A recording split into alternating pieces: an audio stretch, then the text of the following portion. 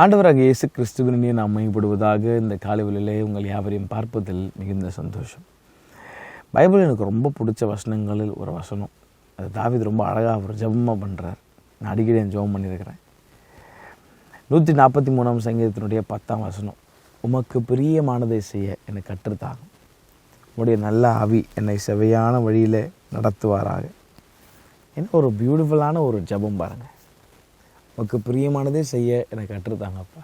ஒரு நாளும் நம்ம பண்ண வேண்டிய ஒரு ஜெபம், கேட்க வேண்டிய காரியம். எனக்கு நினைவு இருக்கும் போதெல்லாம் ஆவியானவர் அந்த ஜெபத்தை எனக்கு பண்ண வைப்பார்.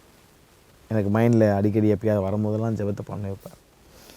One of the beautiful prayers of David. நமக்கு பிரியமானதே செய்ய எனக்கு கற்றுத்தாங்க ஆண்டவர். வாட் அ பியூட்டிஃபுல் ப்ரேயர் பாருங்கள். ஆண்டவர் உங்களுக்கு என்ன பிடிக்கும் எனக்கு சொல்லித்தாங்க, நான் அதை செய்கிறேன் அப்படின்ற. இந்த காலவெளியில் நீங்கள் எப்படி ஜெபம் பண்ணுறீங்க? நீங்கள் எப்படி ஜெபம் பண்ணுறீங்க? என்ன கேட்குறீங்க? ஆண்டவரே எனக்கு இது வேணும், அது வேணும், மனசில் ஆசைப்பட்டது வேணும், நான் இந்த பொண்ணை தான் கல்யாணம் பண்ணணும், இந்த பொண்ணை தான் கல்யாணம் பண்ண நினச்சிட்ருக்கேன். இன்னும் அதிலே உட்காந்துருக்கீங்களா? வேஸ்ட் ஆஃப் டைமுங்க, வேஸ்ட் ஆஃப் டைம்.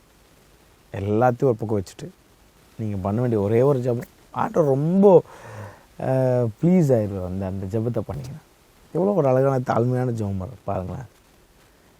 தாவீது ரொம்ப அழகாக மனசை அப்படியே ஆண்டவர்கிட்ட தொடர்ந்து ஒப்பு கொடுத்து கேட்குறான். உங்களுக்கு பிரியமானதை சரி எனக்கு கட்டுறதாங்கப்பா. உங்களுடைய நல்ல ஆவியானவர் என்னை செவையான வழியில் நடத்துவாராக அப்படின்னு ஜெபம் பண்ணுறார். காலையில் நீங்களும் பண்ணி பாருங்களேன்.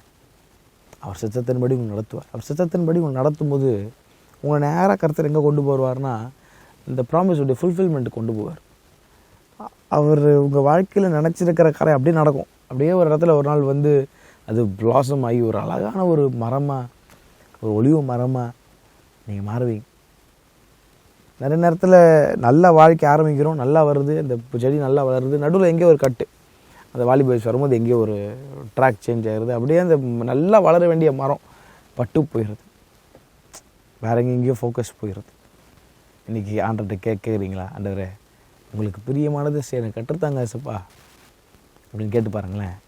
அவருக்கு என்ன பிடிக்குன்றது உங்கள் கூட பேசுவார். நீ இது செய்யடா, அது செய்யாத, இப்படி பண்ணு, இந்த இடத்துக்கு போ, அப்படி செஞ்சு பாருங்கள். அவருடைய இருதயம் ரொம்ப சந்தோஷப்படும். அவர் இருதயம் சந்தோஷப்பட்டுருச்சுன்னா, உங்களை நினைக்கும் போது அவர் சந்தோஷப்பட்டுட்டாருன்னா அதை விட பெரிதான பிளஸ்ஸிங் ஒன்றும் கிடையவே கிடையாதுங்க. அதனால் உங்கள் ஜெபத்தில் மெயினான ஒரு ஜெபமாக அது இருக்கட்டும். மற்றதெல்லாம் உங்களை பின்தொடரும்.